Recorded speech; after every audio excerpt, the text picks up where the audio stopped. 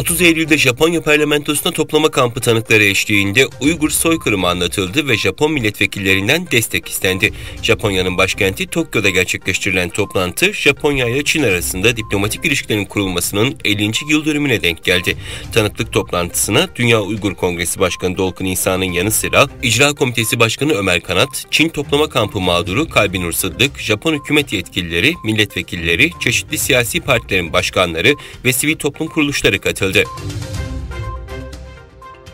Checkpoint Research 2022 yılında Uygur Türklerini hedef alan ve uzun süredir devam eden bir casusluk operasyonu gözlemledi. Tehdit aktörü Scarlet Mimic'e dayanan kötü niyetli yazılım ilk kez 2016 yılında gün yüzüne çıkmıştı.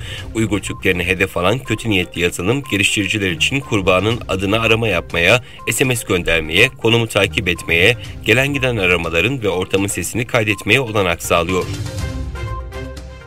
Japonya, ABD ve Avustralya Savunma Bakanları özgür ve açık bir Hint-Pasifik'in gerçekleştirilmesine katkıda bulunmak için güvenlik stratejisi konusunda işbirliklerini derinleştireceklerini açıkladı.